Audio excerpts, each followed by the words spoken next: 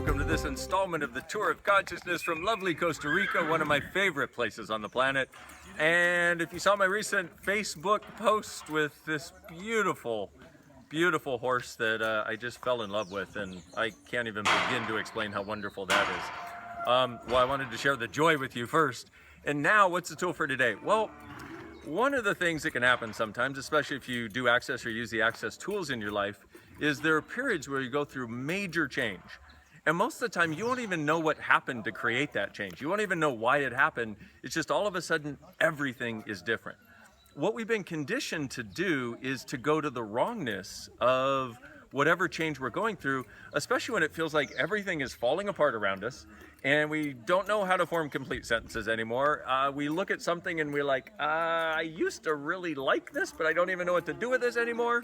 And then you start to try to order yourself back into the place that you were before the change, thinking that that place that felt comfortable, quote unquote, is actually the place that's actually better for you.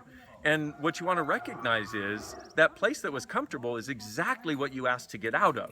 So it's like being in this little comfortable box where you've decorated it and you know everything that's in there, only it's about this big. So it's right around you. And then one day you make some demand, run some process, or make some choice, and the walls dissolve. And now it's kind of like being in the Truman Show. And now all of a sudden you're like, wait a minute, there's an entire world out here that I didn't realize. So how do you weather the storm when you go through major change? First thing you want to do is don't make it wrong, okay? And that's, unfortunately, that's the first place we go to. And what that does is that causes us to doubt it, causes us to make it wrong and judge it, but also make us wrong for whatever we just stepped into. And then once again, we try to go back and recreate the box. I mean, think about it. How many times have you done that in your life? Gotten the major change that you'd been asking for? And that's the other part. You want to recognize, I asked for this. Okay, but how many times have you gotten that major change you've been asking for, and then you started going back because it felt weird or different?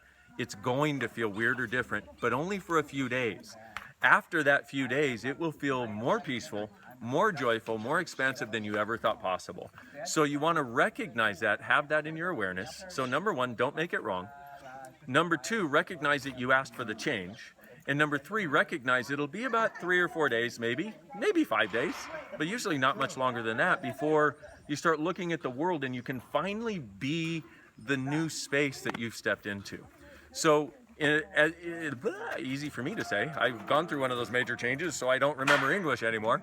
So the first thing is, as far as not making it wrong, you want to ask what's right about this and what's right about me that I'm not getting. And even what's right about this discomfort that I'm not getting. It's a way to antidote the wrongness, because when we're looking at the wrongness, we can't see the strongness that we've just stepped into. So you go, what's right about this or what's right about me that I'm not getting, and that starts to change it, okay? And then the second thing is recognize, and you may even want to write down, or at least ask yourself, what is it I've been asking for that is leading to this? And what has changed in my life that I haven't acknowledged? Whew, a lot of stuff, right?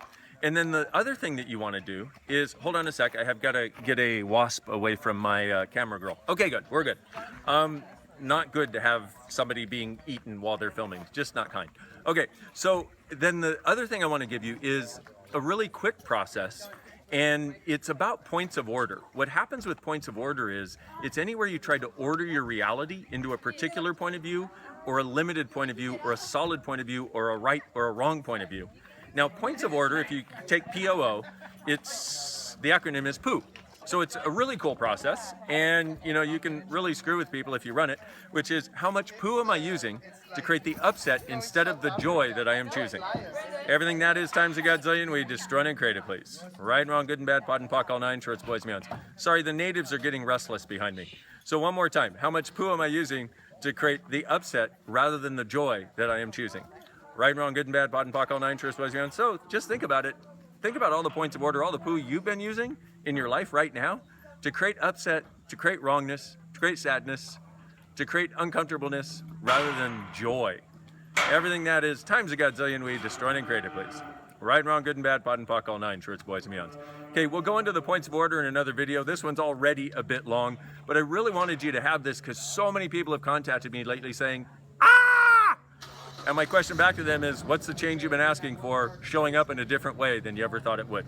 So, thank you so much for joining me from lovely Costa Rica. I so look forward to being with you next time.